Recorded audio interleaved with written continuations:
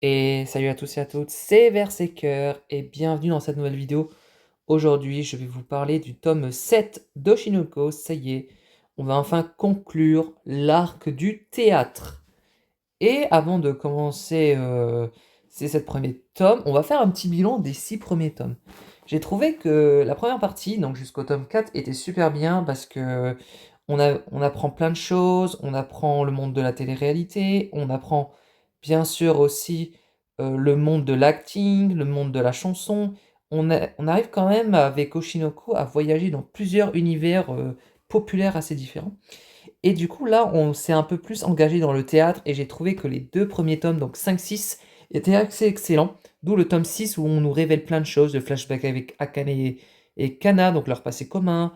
On relève quand même le fait que Aqua a été traumatisé par certaines choses, ses traumatismes passés, et bien évidemment énormément de trucs en rapport avec ces derniers tomes.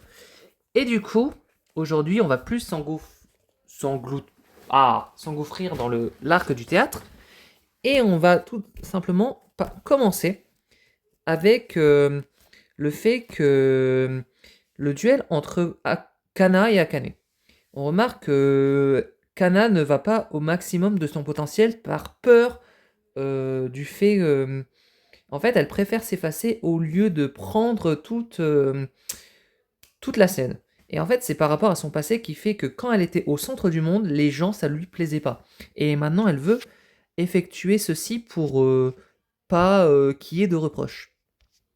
Donc du coup, on voit sur cette planche quand même la beauté de Akane en Sayahime, je crois un truc comme ça, avec des pétales de cerisier. Et du coup, Akane, qui est très bien mis en valeur dans son rôle de Sayahime, il me semble que c'est ça. Cette scène a été travaillée de manière à qu'aucune comédienne se démasque des autres. Se démarque des autres, excusez-moi. Pourtant, la voilà qui sort du lot et qui s'empare du premier rôle. Et du coup, en fait, Kana pense que Akane leur offre une très bonne performance. Et où je vois tu veux te battre. Oui, peut-être danser. Ta proposition me plaît beaucoup. En fait, on remarque quand même que Kana ne veut pas vraiment se démarquer. En fait, elle aime bien mettre ses camarades en valeur, mais elle veut pas se mettre en valeur elle. Elle a un manque de confiance en elle. Alors que pourtant, ils avaient quand même une grosse rivalité tous les deux quand ils étaient plus jeunes, où Kana détestait un peu Akane par rapport au fait qu'elle voulait lui ressembler, parce que Akane admirait Kana depuis qu'elle est toute petite. Et là, j'ai l'impression que Kana se restreint à plein de choses par rapport au fait qu'elle veut pas redevenir l'actrice qu'elle y était avant. Du coup, sur cette planche, ça prouve vraiment que Kana a un manque de confiance en elle et que si elle aurait plus confiance en elle, elle pourrait tout simplement gravir des montagnes et faire en sorte que son talent d'acting soit plus mis en avant. Kana aide toujours ses partenaires à se mettre en lumière, mais elle reste dans l'ombre pour pas les perturber. Ah oui, Kana est toujours attentive à ses partenaires. Comme Akane s'est mise en avant, elle a fait un pas en arrière pour la laisser occuper toute l'espace. Et bah c'est tout ce que je vous ai expliqué par rapport au fait que Kana tout simplement préfère se mettre un pas en arrière pour laisser Akane faire. Et donc, je crois que c'est Gotanda qui dit tel un machiniste vêtu de noir de la tête aux pieds, elle efface sa présence et se fond complètement dans son décor. Exactement. Si Akane rayonne par son jeu, je dois la mettre encore plus en valeur. Améliorer la pièce prendra tout le monde heureux. Parce qu'elle pense énormément au collectif et pas à son bien-être à elle. Du coup, cette image représente bien la situation actuelle. Kana met le projecteur sur Akane pour qu'elle brille de mille feux. Et du coup, Akane, dans sa tête, elle comprend pas ce qui se passe. Pourquoi tu t'obstines à jouer de cette façon? Kana, moi, je voulais seulement qu'on se mesure l'un à l'autre du front. Eh bah, Akane, elle est un peu déçue du fait que Kana se met dans l'ombre et qu'ils peuvent pas se rivaliser sur leur metteur en scène, sur leurs expressions quand elles jouent, sur plein de détails dans le théâtre. Et je la comprends. Elle est totalement déçue de voir Kana trop pas mis en valeur. Et du coup, mais serais-je trompé? En réalité, je n'ai pas su rester à ma place. J'ai agi comme une égoïste. Et en fait, Akane pense que le fait qu'elle a pris énormément à la scène, aurait perturbé Kana et elle aurait été un peu en mode égoïste, quoi. Et donc en fait, Akane est un peu agacée du fait que Kana a mis en valeur la scène, mais elle se connaît pas elle-même pourtant. Et du coup, je pense qu'ils veulent l'aider à faire en sorte que Kana soit mis un peu plus en valeur comparé à Akane. Elle rayonnait tellement à l'époque où elle voulait que tout le monde la regarde. Soit pour toi, la victoire importe plus que le moyen d'y arriver. Alors, on peut continuer comme ça. Tu sais très bien que je veux plus. Et exactement, c'est ses attentes. Et en fait, Akane dit, elle veut pas gagner contre une Kana qui me met toujours en valeur, mais contre une Kana qui fait plein potentiel et qui m'affronte cœur et âme. Donc du coup, à quoi veut la pousser sous les projecteurs. Donc pendant ce temps, on fait Taiki et Akuro qui s'affrontent. Donc la tête d'affiche de la Lai contre un acteur un peu externe. Et est-ce que vous pensez que Aqua va réussir à le surpasser? Et bah c'est un peu compliqué parce que Taiki Himekawa, plutôt, est un acteur qui met beaucoup ses émotions lors de ses gestes et lors de ses mises en scène. Alors que Aqua n'arrive pas à jouer avec ses émotions parce qu'il a des traumatismes passés qui fait que ça l'empêche de jouer avec ses émotions et du coup qu'il doit toujours garder ses émotions enfouies de lui pour pas qu'il se fasse déborder de tristesse, de vengeance ou de pas mal de choses. Et du coup, Taiki qui lui dit bien, bah quoi, qu'est-ce qui t'arrive? Viens jouer avec moi. Désolé, mais il veut pas se battre contre un acteur qui est plus performant que lui. Il joue sans aucune émotion, je vois qu'il veut créer un effet de contraste. Exactement. Comment ça? Face à Himekawa qui n'hésite pas à donner libre cours à ses émotions, Ako lui a choisi de les étouffer. De ce fait, comparer les deux acteurs n'a plus de sens. Exactement. Un qui joue plein d'émotions et l'autre qui les joue pas du tout, qui reste restreint et qui ne veut pas les libérer par peur. Et donc en fait, on pense que plus Himekawa va s'enflammer, plus Aqua jouera un jeu glacial, une façon brillante de le contrer. Himekawa n'est pas un acteur facile à manœuvrer. Et en fait, Himekawa s'ennuie, il veut juste plus d'excitation dans la pièce, quoi, parce que Aqua joue vraiment un air glacial. Et du coup, là je pense que Aqua va partir sur un peu une nouveauté. Je pense qu'il va jouer un peu à l'impro. Quoi, c'est à nous de gérer toute son envie d'impro. Exactement. Et donc là, Aqua, il va totalement en impro, il invente des dialogues pratiquement, et en fait, il bluffe tout le monde parce que tout le monde ne s'y attendait pas qu'il puisse faire de l'impro. Du coup, tout le monde doit combler son impro pour faire en sorte qu'il puisse briller plus sur la scène. Et du coup, Aqua qui regarde Akane qui dit si tu as besoin d'un homme pour te protéger sur le champ de... Kana, pardon. Oh là là là là, ça commence bien. Si tu protèges sur le champ de bataille, tu n'as rien y faire. Voilà Kitsime lui aussi, lâche-moi, je suis parfaitement capable de me battre. Et oui, mise en scène. Pas les pattes, comment tu oses toucher le corps d'une demoiselle? Donc, tu es donc une femme. Exactement. Et du coup, en fait, Kana est totalement étonné que Aqua arrive jouer en improvisation, qu'il arrive à s'adapter à toutes les scènes. Je pense que là, son amour envers Aqua va augmenter au fur et à mesure, hein, bien évidemment. Et ensuite, je continue. Désolé, j'avais fait une petite pause, j'étais occupé pendant 2-3 minutes. Fais-toi plaisir, Kana, joue comme tu l'entends. Oui, parce que à ce moment-là du tome, Aqua demande à Kana de faire ce qu'elle veut, et bien évidemment de jouer comme tu l'entends, ça veut dire de prendre plaisir à la scène. Et de ne pas subir cette scène comme elle le faisait en mettant ses camarades en valeur. Là, elle devait jouer sa propre scène, sa propre vie, et qu'elle ne devrait pas faire gaffe en fonction de ses camarades. C'est bien de laisser les autres rester dans la lumière, mais il faut que toi aussi tu apparaisses dans cette lumière pour t'épanouir dans ta vie d'artiste. Oh, c'est beau ce que j'ai dit.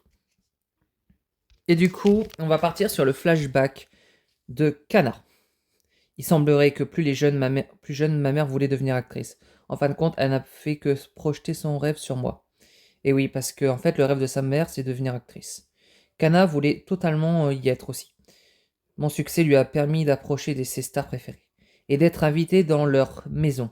Oui, parce qu'elle était une petite actrice à l'âge de 7-8 ans et elle avait un excellent niveau. Et du coup, pour elle, en fait, elle avait une liberté de jouer. Elle voulait jouer comme... Elle pouvait jouer... Ah, elle pouvait jouer comme elle voulait. Et du coup, sa mère était toujours contente. Elle avait toujours le sourire. C'était la période la plus heureuse de ma vie. Parce que oui, une liberté de jouer, de Kana. En plus de ça, sa mère était fière de ce qu'elle faisait, de ce qu'elle accomplissait. À cet égard, ma mère est la personne la plus touchée par le succès de Kana Arima. Elle a mal vécu mon déclin de popularité. D'accord. Donc en fait, au moment où Kana a commencé à être de moins en moins populaire, sa mère commençait un peu à mal le vivre. Et t'a fait des pieds et des mains pour m'obtenir des contrats. Elle se mêlait de tout sur les tournages et insistait pour qu'on augmente mon temps d'apparition à l'écran. Et du coup, le fait que Kana commence un peu à en perdre en popularité, sa mère commençait à s'en prendre à elle. Je pense que mon père l'a quittée pour une autre femme, parce qu'il ne supportait pas celle qu'elle était devenue. Ok. Oui, bah c'est totalement compréhensible. Ma mère aimait la Kana Arima qui avait du succès. Je devais donc survivre dans ce monde de show business autrement. Oui, en fait, je comprends ce que Kana a ressenti quand elle était plus jeune parce que quand elle a perdu de la popularité, ce qui arrive dans les acteurs ou dans les chanteurs, parce que soit on se fait surpasser, soit il y a un meilleur groupe, les gens qui restent juste avec leur fille ou leur fils juste pour la popularité, c'est pas des gens qui les aiment beaucoup. Parce que ils sont juste là pour la popularité. Ça veut dire qu'à un moment donné, dans les coups durs de Kana, elle sera moins là pour elle. Au moins qu'elle s'en prend à elle. Et je ne comprends pas pourquoi Kana a vécu ceci. Et en fait, c'est une morale à tous les jeunes, même toutes les personnes qui écoutent ce tome, qui lisent ce tome, qui regardent l'animé. C'est que à ce moment-là, quand vous êtes populaire, c'est très bien. Mais une baisse de popularité, ça arrive très souvent. Ça veut dire qu'au moment où Kana a perdu de la popularité, ça veut dire qu'au moment où on perd de la popularité, faudrait pas qu'on nous aime moins. Il faudrait qu'on nous aide un peu à comprendre ce coup de mou, ce coup dur, et nous aider à rebondir de l'avant. Le show business, c'est un peu une sélection naturelle. C'est-à-dire que les meilleurs restent, les... ceux qui sont moins bons s'en vont. C'est une sélection naturelle. Bon, voilà. Et du coup, Gotanda disait à Kana quand elle était tout petite, si tu ne t'entends pas avec tes collègues, tu ne ferais pas long feu dans le milieu.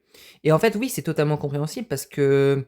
Et c'est à ce moment-là que Kana a changé. Ce sont les paroles de Monsieur Gotanda qui m'ont permis de rester dans ce milieu, tant bien que mal. Mais sans son avertissement, j'aurais certainement disparu des radars. J'ai compris que je n'étais pas un génie, et que les adultes préféraient avoir une actrice avec qui était facile de travailler. Exactement. Et en fait, c'est compréhensible, même pour sa mère qui, en gros, commençait un peu à moins l'aimer parce que elle baissait en popularité. Alors normalement, tu devrais aimer ton enfant de la même façon qu'elle soit populaire ou pas, et tu devrais l'aider à soit améliorer dans sa voix, soit changer de voix si au cas où ça lui plaît plus. Ça lui plaît, ça lui plaît plus. Et du coup, ouais, elle avait 8 ans, elle a pris tellement de choses sur elle. Il a dit que tu avais déjà été prise pour le rôle. J'ai appris à m'adapter à mes partenaires, afin de survivre. Comme elle le fait actuellement, quoi. Elle s'adapte à Akane, à Aqua pour les mettre en valeur, et elle veut pas se mettre en valeur parce que, en fait, si elle prend trop de place, sa popularité ne marchera pas, ou elle a peur que sa popularité ne revienne pas. Et elle a peur de ne plus prendre plaisir à jouer. Donc c'est peut-être pour ça qu'elle préfère se mettre en retrait. Vous avez l'air beaucoup de vous amuser. Moi aussi, j'adore vous regarder. D'accord, je veux bien rester ici, si ça peut vous rendre heureux, si ça peut rendre ma maman heureux. Et donc là, en fait, Kana doit se sacrifier pour sa mère. Elle veut pas, elle veut faire ce qu'elle veut pour lui redonner le sourire. Je ne suis pas obligée d'avoir la vedette. C'est ça. En fait, elle pense qu'elle n'est pas obligée d'avoir la vedette pour rendre heureux les gens dans ses alentours. En fait, je pense que si elle arrive à mettre en valeur ses coéquipiers, elle pourrait rendre le monde meilleur. Le monde, les gens de son entourage plus heureux. Cette planche représente très fort le fait que Aqua veut mettre en valeur Kana et il faut qu'elle arrête de toujours être dans le retrait. Lui, il veut c'est que Kana brille et s'amuse sur scène et pas qu'elle soit trop restrictive. Parce que oui, on pense que Kana s'amuse en se mettant en retrait, mais pas du tout. C'est juste une façade pour qu'elle crée pour que tout le monde pense. Mais c'est pas vrai. Et du coup, Kana dit ah bah tu ne changeras pas toi. Ça ne sert à rien de me mettre dans la lumière. Tsurigi, spontanée fougueuse. Tu ne lui rends pas justice en te faisant petite sur scène. Tu n'as pas complètement tort, mais j'interprète le rôle à ma façon, je vais embrasser mes partenaires. Au contraire, ils espèrent tous revoir l'ancienne Kana. Exactement. Ça veut dire que arrête de te mettre des barrières et fonce. Ah, j'ai dit 10 fois la même chose, mais en même temps, c'est un peu le but, quoi. On est dans un moment donné où Kana doit se prendre en main. Allez, Kana Arima, joue comme tu l'entends. Et j'assurerai tes arrières. Moi aussi, je veux voir de quoi tu es capable. Oui. Bah, Aqua a totalement raison. En fait, elle veut motiver Kana à jouer comme avant. Comme avant, quand elle était toute jeune, toute petite, et que elle arrivait à faire la fougue dans toutes les scènes, toutes les pièces de théâtre, etc., qu'on lui proposait. Elle s'en sortait très bien. Tu commences à devenir lourd à quoi? Mais soit tu l'auras voulu. Oui. Et donc, à ce moment-là, elle va commencer à jouer avec ses triples. Tu as le don, attention, tu as le don de me rendre dingue. Exactement. Et oui, c'est... Je pense que dans la vraie vie, tu es aussi amoureuse d'Aqua que sur la pièce de théâtre. Et donc là, on retrouve une Kana qui s'amuse et qui prend plaisir sur la pièce. Et ça fait tellement plaisir de la voir joyeuse à ce point. Ça faisait longtemps qu'on la voyait pas comme ceci. En fait, même dans l'amour déterminé au début, en fait, on voyait qu'elle devait juste se mettre au niveau de ses camarades pour pas froisser la pièce de théâtre. Elle faisait semblant de jouer mal pour leur laisser de la chance. Alors que si elle aurait mis son plein potentiel, je pense qu'elle aurait sublimé cette série. C'est pour ça que Aqua est arrivé à la fin et lui a vraiment aidé à pousser une des scènes les plus importantes de cette série ou de ce manga actuellement. Elle rayonne de plaisir, oui, totalement. Euh, c'est ce que tout le monde ressent sur les spectateurs, les acteurs, la prod, etc. Ça met une vibes de positivité. Et enfin, Akane est très contente de voir Kana bah, un peu plus elle-même, un peu plus positif et un peu plus dans la lumière. Et en fait, je pense que Akane et Kana ne se détestent pas, c'est juste qu'elles sont en rivalité, et je pense que ça doit énerver l'une des deux si au cas où l'autre n'est pas à son niveau maximal, parce qu'ils veulent s'affronter dans les règles de l'art. Un peu plus tard, dans la pièce de théâtre, on voit Aqua qui, en gros, voit Sayahime, donc du coup Akane avec du sang par terre dans la pièce de théâtre. Et du coup, Taiki lui pousse en disant dégaine ton sabre, ta femme vient juste d'être blessée. Tu vas pas rester là sans rien faire. Ça suffit. Et là, ils veulent repousser Aqua dans les émotions. Et en fait, elle dit qu'elle s'est battue pour elle, mais elle n'a pas pu le protéger. C'est tout. Je suis sûr qu'au fond de toi, tu as une autre raison de te battre. Et on repart dans un autre flashback, un peu plus tôt, où en fait, Gotanda dit à quoi est-ce que tu aimes jouer cette pièce? Seulement, on dirait que prendre du plaisir te fait souffrir. Souffrir. Qu'est-ce que qu'est-ce qui te fait sourire comme ça? Et bien en fait, on repart sur le flashback où le médecin, ou plutôt, comment il s'appelle ce médecin? Je me rappelle plus trop. Bah, en gros, dit à quoi? Bah, son ancien lui, qui dit qu'est-ce qui te fait sourire? Parce que le fait que Ai est morte, bah en fait, si à quoi essaye de sourire ou essaye de prendre du plaisir, bah il sera empêché par son ancien lui, qui disait qu'il pouvait la sauver à temps. Alors là, c'était un enfant, il n'avait pas les, le matériel ou même les compétences pour sauver Ai au pied de la mort. Et donc, Akane qui dit à quoi les troubles paniques sont assez répandus. J'ai pas mal d'amis qui en souffrent. Pour les prévenir, il faut connaître leur déclencheur. Et donc, en fait, elle veut savoir le déclencheur d'Aqua. Sauf que c'est un peu secret, quoi. Et un déclencheur. Le mien serait... Bah, et on suppose que c'est la mort de Ai qui lui a fait qui lui a déclenché énormément de traumatisme.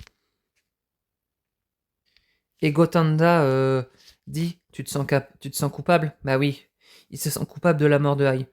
Je l'ai compris en t'observant ces derniers jours. N'oublie pas que j'ai aussi de l'expérience en tant qu'acteur. Lorsqu'il est pris par le jeu, il arrive qu'on exulte. C'est à ce moment précis que tes attaques de panique surviennent. Au moment où il doit jouer ses émotions, il repense à Ai parce qu'il pense que, en fait, il pense qu'il n'a pas le droit de vivre dans ce monde parce qu'il l'a pas sauvé à temps. Et c'est totalement compréhensible de sa part. Et donc en fait, il dit, tu culpabilises parce que tu t'amuses en jouant. Par extension, tu culpabilises à cause de Ai, à cause de ta mère. Et ça te met dans tous tes états, ça je me trompe. Vous étiez au courant, plus ou moins. Bah je pense que comme il était très proche d'Aqua, Gotanda, bah c'est un peu son vrai père, parce que il n'a pas connu son père son père bah son premier père, et du coup c'est un peu son père adoptif. Et en fait, il a toujours été là pour lui, Gotanda, pour Aqua. Et donc, en fait, pour moi, c'est vraiment un vrai père, Gotanda, envers Aqua. En fait, ils se côtoient depuis qu'ils sont tout petits. Et Gotanda dit, ta sœur et toi, vous étiez vraiment anormalement attachés à Ai. Sans oublier qu'elle était présente lors de notre première rencontre. Une fois qu'on a fait le lien, le reste tombe sous le sens. J'imagine aussi tout à fait la raison qui t'a poussé de te mêler au monde du spectacle. En fait, il le fait juste pour la vengeance, sans jamais pouvoir apprécier son travail. Exactement parce que son objectif, c'est de tuer son père. C'est de se venger de ce qu'elle a fait, de ce qu'il a fait à sa mère, parce qu'on suppose que c'est lui qui a orchestré le meurtre de Ai. Et si tu faisais une pause dans ta carrière pour te concentrer sur ta guérison psychologique? Et en fait, Aqua dit non, pas la peine. Je ne vis que pour une seule chance, une seule chose. Venger la mort d'Ai le plus vite possible. Exactement. Et c'est ce qu'il va essayer de prouver, qu'il peut jouer en tant qu'acteur en se vengeant de la mort de Ai. Et du coup, Gotanda comprend sa décision et lui dit que l'adversité et la souffrance sera les seuls moyens que tu pourras t'exprimer sur la pièce de théâtre. Ou sur tout le reste. Et qu'il ne ressentirait plus jamais le plaisir en jouant. C'est totalement le cas en fait. Aqua joue juste pour vengeance, il joue pas pour le plaisir. Et en fait, on remarque vraiment qu'il n'aime pas montrer ses émotions par faiblesse. En fait, la plupart des acteurs aiment le métier et s'amusent en jouant. À toi de prendre le chemin inverse. Joue dans la souffrance. Oui, voilà. Par rapport à la mort de Ai, toujours. Et donc, en fait, pour lui, le fait qu'il va interpréter un rôle, ça sera amer, ça sera douloureux dans son cœur. Ne pense plus jamais à t'amuser sur les planches ou devant une caméra. Et du coup, en fait, son objectif, c'est se faire un nom dans le milieu en éliminant tous ses rivaux. Juste pour avoir la fin du mot de l'histoire envers son père. Envers la vengeance envers son père. Et du coup, il joue pour se venger de l'être qui lui a saccagé la seule personne qu'il a aimée énormément, profondément. Bon, sa sœur quand même, il l'aime bien. Bon, c'est pas pareil. L'amour maternel. On retourne dans un autre flashback où en fait Aqua, Ai et Ruby ont été voir un film où il y avait Aqua et Kana, le film où ils ont tourné au début avec Gotanda dans le tome 1. Aqua, tu as été merveilleux, tu es bourré de talent. Ta façon de jouer est glock. D'un glock, j'ai adoré. On ne dit pas ça à un enfant, maman.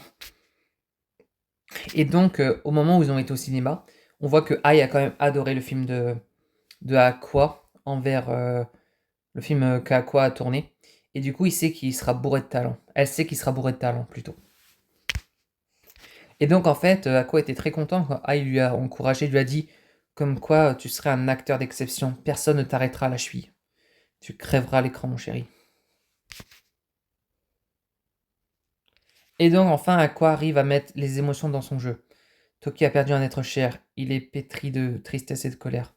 Et du coup, en fait, il essaye de repenser à la souffrance qu'il a vécue quand il était passé le fait que Ai est mort et que son assassin est toujours là, celui qui a orchestré la mort. Et du coup, il pense que le fait qu'il pense à ça, ça va l'aider un peu à ressentir des larmes de tristesse. Parfait, ne t'arrête pas, souffre. Tu as vu la lumière de Kanarima. Tu as cru trouver une alliée en Nakane Kurokawa. Tu t'es bien amusé en faisant du théâtre. Tu pensais t'épanouir, tomber amoureux et profiter de ta nouvelle adolescence en oubliant le passé. Ne compte surtout pas là-dessus. Et son ancien lui dit totalement qu'il ne pourra pas vivre une vie paisible, qu'il aura toujours ses remords, sa tristesse envers celle qui était sa lumière à l'époque. Aïe. Et du coup, le fait que il lui dit ça, et en plus, il lui galvanise une tristesse. Et bah, c'est totalement une, euh, une tragédie, ou même c'est totalement... j'arrive plus à trouver les mots. En fait, à quoi il pense qu'il a échoué sa vie parce qu'il n'a pas réussi à sauver la femme qui lui a trouvé un bonheur, ou plutôt une seconde chance. Sa mère était tout pour lui. Tu n'avais aucun répit avant d'anéantir celui qui a assassiné Aïe. Et quand tu en auras fini avec lui, il sera ramassé la petite cuillère. Tu lui feras vivre un enfer dont seule la mort pourra le délivrer. Tu non, tu es moi qui est désarmé et impuissant. Enfuis de moi, tu représentes mes regrets. Et oui, il a énormément de regrets. Et en fait, c'est totalement poignant parce que on comprend quand même que à quoi une grosse amertume et le fait que il n'a pas réussi à la sauver à temps. Il s'en veut totalement. En fait, c'est un regret, il regrettera ça toute sa vie. Il n'arrivera pas à retirer ses ténèbres en lui. Son amertume, sa tristesse et ses insoutenables envies d'entendre la voix d'Aïe, ne serait-ce qu'une fois. Je vais canaliser toutes ces émotions et m'en servir. Oui, là, il va pouvoir servir de ces émotions que sa mère avait envers lui, qu'il ressent après la mort de sa mère, pour pouvoir ressortir tout ça lors de la pièce de théâtre. Et du coup, c'est à ce moment-là que Aqua va essayer de réussir à émouvoir le public. Et du coup, grâce à lui, Sayame peut transmettre ses blessures à ses soldats. Elle s'en servira pour soulager celles de ses camarades. Oui, parce que c'était un peu celle qui était au centre de la pièce de théâtre. Et en fait, il dit, j'ai souvent fait un rêve merveilleux dans lequel tout s'arrangeait comme par miracle. Un rêve fait de si. Et si j'avais pu sauver Aïe à ce moment-là? Une chimère, rien de plus. Et oui, toujours. Le fait qu'en fait, il aurait voulu sauver sa mère quand il était plus jeune à ce moment-là, au pied de la mort. Oh, plutôt. Ouais, c'est ça. Et donc, je pense qu'il ne veut plus refaire ça auprès d'Akane. Et qu'il veut vraiment mettre ses émotions en jeu.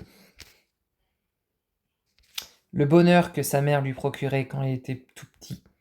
Et le fait que, en fait, sa mère était un peu le soleil pour lui. Le soleil dans son cœur. Cette planche est juste magnifique. On voit quand même les sentiments d'Aqua quand il était tout petit. Envers Aïe. Et son bonheur ultime en la voyant toujours en vie. Et donc à ce moment-là, dans ce petit flashback, où Aïe, réveille-toi. Qu'y a-t-il mon poussin? Ne fais pas ton bébé. On se débarrasse pas de moi facilement, tu sais. Combien de fois ai-je pu faire ce rêve? Le rêve où lui et sa mère vivront toujours l'un envers l'autre et seront toujours là pour l'un et l'autre. Et ça, c'est ce qu'il rêve depuis tout petit. C'est d'avoir vraiment une vie avec sa mère depuis qu'il est né jusqu'à l'âge adulte. Et du coup, il essaye de retransmettre ses émotions envers Akane à la fin de la scène, juste parce qu'il est ému de sa fausse mort, entre guillemets, de la mort dans la pièce de théâtre. Et du coup, après la pièce de théâtre, tous les acteurs ont été salués, etc. Et en fait, on a quand même Akane qui pleure, il dit, qu'est-ce qui te prend? Ne pleure pas, tu as super bien joué. Je veux devenir encore meilleur. Ouais, elle veut devenir encore meilleure pour se surpasser la prochaine fois. Quant à Kana, elle est vidée, elle en peut plus, elle veut vite rentrer et dormir limite, parce qu'elle est très fatiguée. Mais désolé d'en rajouter, mais une couche, mais n'oublie pas que demain on doit tourner des vidéos pour la chaîne ce soir. À l'aide, bah, tu m'étonnes, hein. T'es multifonction, actrice, idol, bon courage Kana. Et en fait, Kana dit qu'elle est loin d'être à la hauteur. Il suffit de voir de vrais bons acteurs pour comprendre. Moi, je m'accroche désespérément. C'est facile de prétendre être un génie quand on est sur les planches, parce qu'en surjouant, on se fait facilement comprendre du public. La vraie difficulté, c'est... je pense que c'est le fait de vraiment se mettre en lumière. Mais elle a été bluffée par la scène d'Akane sur le fait qu'elle a réussi à jouer son personnage de A à Z. Et en fait, le fait aussi qu'elle a été bluffée du fait que qu'Aqua a réussi à se dépasser de cette façon. Et donc c'est un peu grâce à Akane.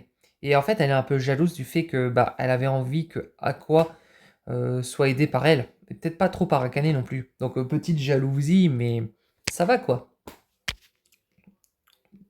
Ensuite, après la fin de cette pièce de théâtre, avec beaucoup de rebondissements, beaucoup de flashbacks, on en a tellement appris que là, on fait contempler les visages heureux des spectateurs à la sortie. Ils ont été très contents, les spectateurs. Ils ont été comblés de cette pièce de théâtre. Et ils ont fait du très bon boulot, et ça, je trouve ça génial d'avoir fait un excellent boulot. Et voilà, on peut dire que les acteurs sont aussi des auteurs. Ils devraient participer au processus de création, au lieu de se soucier de jouer à la perfection. Mais c'est le boulot de metteur en scène, ça, oui. Et du coup, là, ils vont manger une petite grillade, etc. Et du coup, bah, en fait, Aqua s'assied à côté du gars, du gérant de la Lalai, et du coup, ils veulent parler avec lui. Tu fais des progrès de jour en jour. Continue comme ça, jusqu'à la dernière. Merci, j'y compte bien. Monsieur Kindaichi, quand vous avez intégré la Lalai dès le début? Tout a commencé quand ses étudiants. Oui, parce qu'ils voulaient gratter des informations sur Ai, et sur ses potentielles fréquentations à l'époque. Et en fait, il dit qu'au début, la Lalai, ils avaient du mal à recruter des membres, des participants, des ateliers. Et bon, après, ce fut un gros échec, alors on arrête. Un échec vraiment? J'aimerais en savoir plus. C'est juste une erreur de jeunesse. Je n'ai pas trop envie de m'attarder sur le sujet. Et donc, en fait, Aqua parle à Himekawa, il lui présente un test ADN, et du coup, il pense que en fait, c'est en rapport avec Himekawa. Et du coup, Aqua dit à Himekawa qu'on a le même père. Oui, c'est surprenant qu'ils ont le même père. Mais moi, je m'y attendais pas à ce moment-là. Accepterais-tu de me parler de ton père? Oui, parce que là, en fait, il veut juste avoir plus de détails de qui est son père pour se venger. Et donc là, il lui dit, tu connais l'actrice Eri Mekawa, c'est ma mère. Oui, je la connais, elle jouait dans des feuilletons historiques. C'était il y a longtemps, tu m'impressionnes. Bon, du coup, je suppose que tu es déjà au courant, mais quand j'étais gamin. En fait, il va avoir un ancien article sur le net, et en fait, il dit que son père et Eri Mekawa sont morts, ils ont fait un double suicide. Et du coup, ça fait que le père d'Aqua est mort. Ils se sont suicidés ensemble. Je devais avoir 5 ans. Ton père était Seijuro Uehara, un acteur qui avait du mal à percer. Oui, il est mort depuis longtemps. Un double suicide. C'est ignoble. Et du coup, il lui dit que tu as 17 ans, c'est ça? Notre père était marié bien avant ta naissance. Sans vouloir te vexer, tu es né dans une relation adultère. Il paraît que notre père avait tendance à courir après des actrices à succès. Oui, donc c'est un coureur de jupons, son père, quoi. Oui, donc en fait, je comprends la haine d'Aqua envers son père, quoi. Il dit, je n'ai plus de questions. Bah, dans ce cas, on va reprendre un verre. Ça fait quand même bizarre. J'apprends que j'ai un frère, même si on n'a pas le même mère. Un acteur comme moi qui plus est. Je trouve ça hilarant. Oui, bah, tu m'étonnes que c'est hilarant qu'ils ont le même père et qu'ils sont demi-frères, entre guillemets. Et du coup, il lui dit carrément, tu n'as pas intérêt de m'appeler frérot. Bah, il va pas l'appeler, c'est sûr. À quoi? À quelle heure tu rentres ici? Oh, attention. Ruby fait sa petite daronne. Tu fais ta crise d'adolescence ou quoi? Bon, on en parle que t'es aussi adolescente que lui. Bah, il avait peut-être besoin d'aller voir des filles, de fricoter avec elles, de faire des trucs avec elles. Tu sais très bien qu'il y a Kana et qu'il y a Kané dans les parages. Il peut bien faire même des trucs avec tous les deux en même temps. C'est un peu horrible ce que je dis, mais bon. Mais non, il lui rassure, il dit arrête de paniquer, j'étais chez Imekawa, j'ai rien fait de louche. Le mec qui joue Blade. Bon, je te pardonne. Pour une fois que tu te fais un ami. Un jour, je te le présenterai. Hein? Bah oui. Un jour, il va te le présenter. T'auras un coup de cœur. Bah non, c'est ton demi-frère. Ça sera compliqué. Ça serait cool, mais pourquoi? Bah notre père est mort enterré. Je n'ai plus de raison de venger Harry. Mais alors, je fais quoi maintenant? Oui, vu que sa vie n'est plus vengeance après cette actualité, ou plutôt cette information qu'il a reçue. Et du coup, lui, il dit, ça me désespère que tu vas voir, tu vois jouer avec Arima et Kurokawa, je te conseille de décider rapidement. Est-ce que tout est fini vraiment? Est-ce que tout est fini? Je ne sais pas du tout. Oh, la belle photo, elle est trop belle, la photo de famille. Il a enfin obtenu ses réponses, il est libre de faire ce qu'il veut, il doit plus vivre sous la vengeance, et ça je trouve ça très cool. À quoi tu veux un petit déj? Je te prépare des œufs au plat. Bah du coup oui, du coup. Donc là, on repart un peu plus tard où Bikomachi s'entraîne et du coup, vous êtes censé me complimenter et pas vous plaindre, bande d'ingrates. Ces 20 000 abonnés, on a le droit, on les doit qu'aux vidéos que je tourne et que je montre. Ok, vous devrez me vénérer pour tout le boulot que je fais. T'es bête ou quoi? 20 000, c'est rien. C'est un miracle, tu veux dire? Écoute-moi bien, les noobs. YouTube compte 300 000 chaînes rien qu'au Japon. Ah oui, le petit cours. En gros, oui, on est bien dans la fourchette des populaires. Bon, on a compris, même chaud. Même chaud, tu veux ton café? Car il est fait chaud. Je vais arrêter la vanne. 75% de ces chaînes ont moins de 1000 abonnés. La majorité entre zéro rentre d'argent, etc. Là, là, là. Avec nos 20 000 abonnés, on se place parmi les meilleurs. Dis, les meilleurs, oui, chaînes. Vous saisissez à quel point c'est dingue? Comment voulez-vous atteindre le million si vous ne pigez même pas sa bande de gamines? Bah en même temps, tu te fais passer pour une gamine, mais t'as 24 ans, je te rappelle. Donc c'est un peu abus à la minorité, même chaud. Faut faire gaffe, hein. Parce que 24 ans, alors que tu te fais croire que t'as 18 ans, oui, bon, bah c'est un peu chelou, quoi. Bon, du coup, là, ils vont s'entraîner à faire des vidéos, donc ils vont tourner des trucs un peu banals. On a Kana qui dit qu'est-ce qu'on attend, alors je vous présente le dernier sac de Chloé. Il m'a coûté 100 000 yens. Quoi? T'as payé 706 euros ton sac? Mais c'est cher, quoi. Je comprends que tu as le fric, mais je comprends pas pourquoi, mesdemoiselles, vous devez payer des sacs à 800 balles. À quoi ça vous sert? Réduisez le prix divisé par 4, c'est déjà pas mal, quoi. Nous, on prend un sac à dos à 30 euros, ça nous suffit. Pourquoi vous devez prendre des sacs à 150 euros pour vous combler? Ah, c'est... Oui. C'est trop cher, quoi. Vous avez l'argent pour? Bon, je mets pas toutes les filles dans le même panier au niveau. Ne dépensez pas des sacs à 800 balles pour faire comme la plupart de vos copines en disant ah, mais super, j'ai un sac de marque. Ah, c'est génial. Non. Soyez fiers de vos affaires que vous avez dans votre dressing. Bon, plus tard, bah du coup, je devrais peut-être retirer les posters de maman. J'emporterai mon secret dans ma tombe.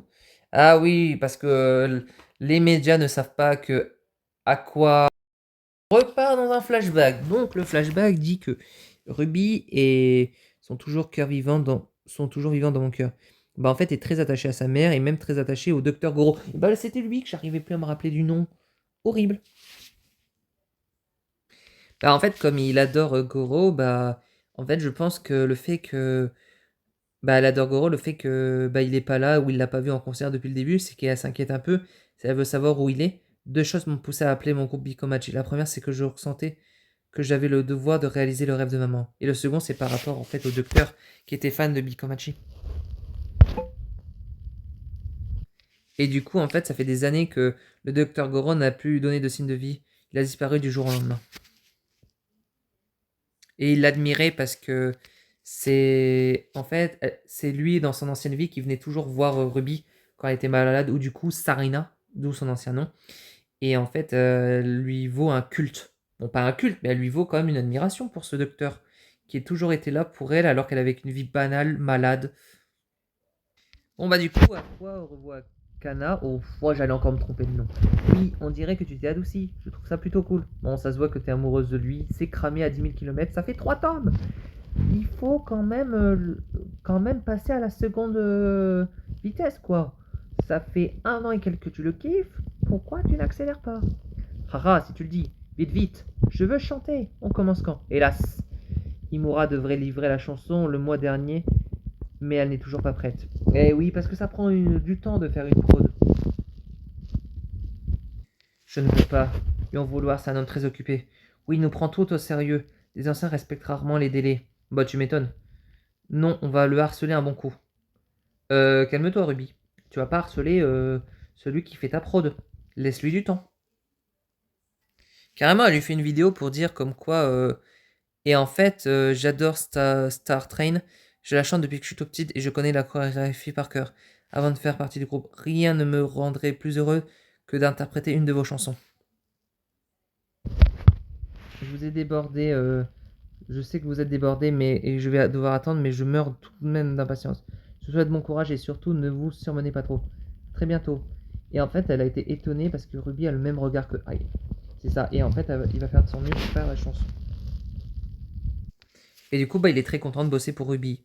Il lui dit bah, que ça se voit qu'elle aime beaucoup interpréter, chanter, de connaître celles qui a leur œuvre, son destinée. Je vais devoir vous faire un petit bilan de quelques minutes. Déjà, j'ai adoré ce tome. J'ai trouvé que le fait qu'on va dans énormément de flashbacks, on a eu 3 flashbacks et c'est totalement cool.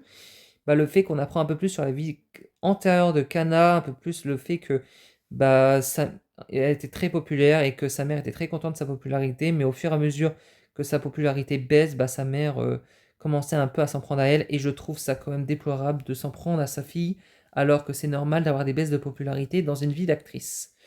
Et en fait, j'aime beaucoup parce que sa vie, ou plutôt sa vie est totalement difficile, et en fait, je comprends le fait que elle devait se livrer aux autres pour totalement réussir. Ensuite, le fait que Aqua a poussé Kana dans les projecteurs, ça lui a aidé un peu à mieux jouer avec ses triples, jouer dans la lumière, jouer comme elle le faisait tout avant dans leur première rencontre.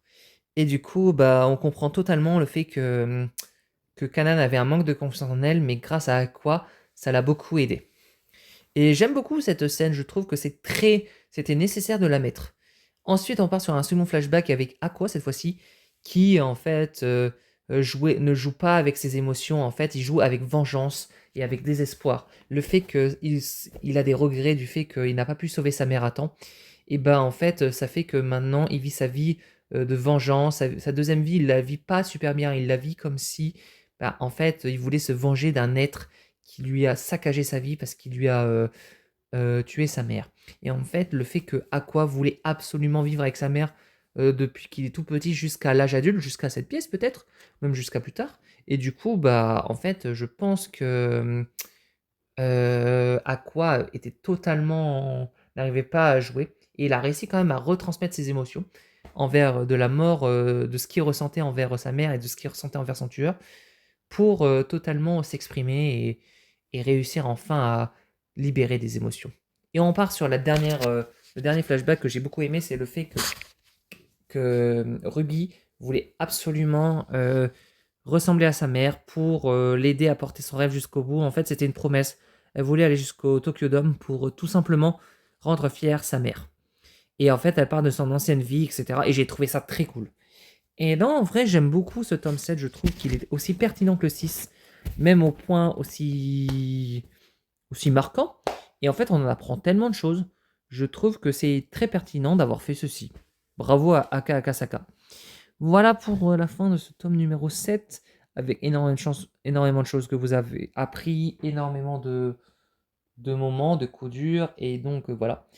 Du coup, on se retrouvera pour le tome numéro 8 dès que vous voudrez qu'on en fasse un. Bien évidemment, n'hésitez pas à profiter de regarder tous les Oshinoko depuis le début de tous mes résumés. Il y a des playlists. Ne vous perdez pas dans le fil. Bien évidemment, d'autres mangas. N'hésitez pas aussi à regarder des fois des animés, comme par exemple Oshinoko vaut le coup en animé. Il faut que vous le regardez, même si c'est en VO. Ne chipotez pas en disant ah, j'attends une VF. Si la VF n'est pas tout de suite, regardez d'abord la VO et vous me ferez la VF plus tard. Comme ça, au moins, vous comparez les deux versions. Et ce qui est toujours important dans un anime, c'est des fois, quand vous n'avez pas votre VF tout de suite, vous pouvez regarder la VO, ce n'est pas dérangeant. Et vous regardez la VF dans 2-3 mois et vous comprenez un peu plus les voix, vous comparez les deux versions et vous vous dites bon bah voilà, la VO elle est peut-être qu'elle est plus pertinente que la VF, ou la VF est plus pertinente que la VO. Parce que souvent on dit que des fois nos doubleurs sont peut-être plus performants en VF qu'en VO, ou l'inverse, mais ce n'est pas dérangeant de regarder les deux œuvres dans deux langues différentes. Même c'est un apport de culture. Voilà.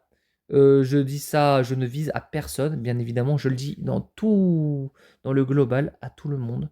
Ne regardez, quand il y a un anime qui sort, qui vous plaît, ne vous mettez pas de barrière par rapport à la langue proposée. S'il y a les sous-titres, c'est bon. N'hésitez surtout pas aussi à regarder des œuvres qui vous plaisent, bien évidemment, Oshinoko, ça peut être Dan Dan, ça peut être Blue Box, ça peut être Ranma 1/2, ou les autres œuvres, Jujutsu, Demon Slayer, n'hésitez pas. Prenez votre temps, ou One Piece si vous voulez. Bien évidemment, One Piece, vous aurez aussi de la bonne VF. Voilà, je dis vague, mais normalement, je vais finir avec vous à ce moment-là. et je vous dis bye tout le monde et bien évidemment, à la semaine prochaine.